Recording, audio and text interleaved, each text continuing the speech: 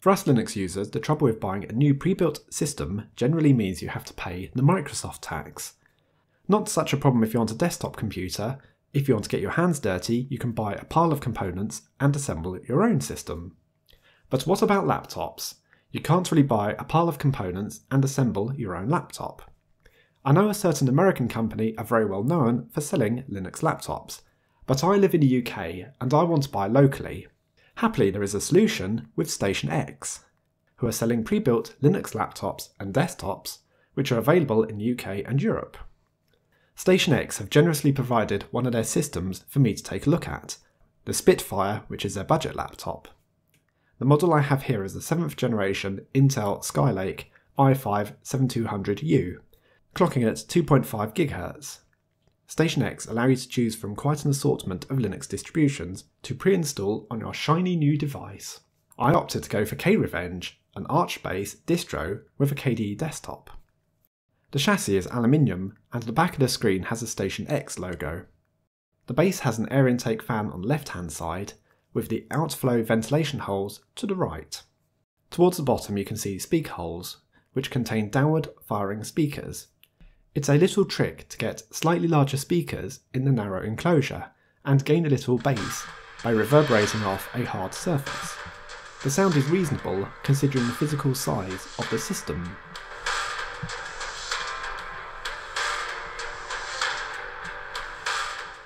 The screen does have a slight bit of flex to it when abused, although the rest of the system feels pretty rigid.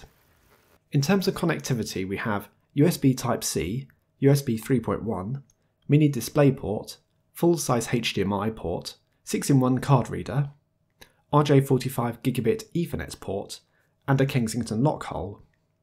The other side has SIM card slot, another USB 3.1, an awkwardly positioned power button, and then the 3.5mm headphone and microphone ports. The keyboard layout is nice enough with full-size arrow keys and the home, page up, page down and end keys all lined up on the right hand side.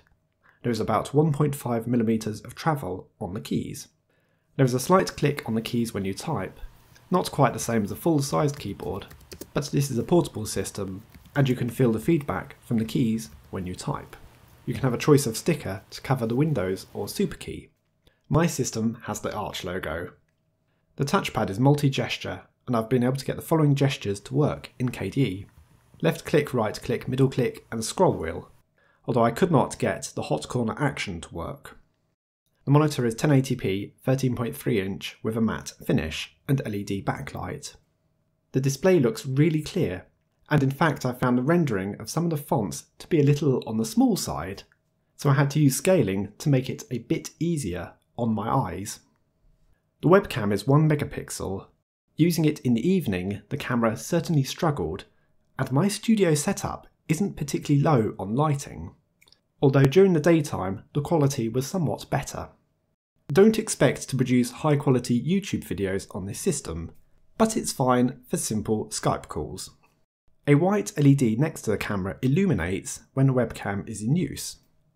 You can always disable the webcam with the function key and F10, or stick electrical tape over it if you're paranoid. At idle, the CPU is running at around 40 degrees centigrade, and the fan is switched off. Rendering a 4K YouTube video pushed the CPU to 100%, and the CPU temperature shot up to 68 degrees. But with the fan working flat out, the temperature came back down to 62 degrees. Although checking a bit further, I found the CPU can reach 100 degrees before it starts throttling. Upon release of high CPU loading, the temperature dropped back down to 40 degrees in around 15 seconds. Under a sustained loading for 30 minutes, the keyboard area didn't feel much warmer. Yes, there is a slight increase in temperature, but it was not enough to cause any discomfort. Gaming was a bit of a mixed result. Steam games of Portal 2 and Trine 2 worked fine at HD 1080 with high graphics settings when the system was on mains power. However, I was surprised that Super Tux Kart really struggled with rendering. Even on reduced graphics settings, the game was pretty much unplayable. Sorry my game selection isn't modern and fancy, but I don't really do much gaming. The battery lasts for about 5 hours, and the charge time wasn't particularly long. The battery would last longer if the secondary hard drive was set to spin down when not in use, or better yet was replaced with a solid-state disk. That sort of advice is something to consider when buying any laptop. The cost at £850 does feel quite hefty, but when you actually consider the spec you are getting, it does seem more reasonable. A lot of times the OEMs will cheap out on certain components, like using an older generation Intel CPU or DDR4 RAM. But no, you're getting the latest 7th generation CPU with DDR4 RAM. The case is aluminium and it exudes quality.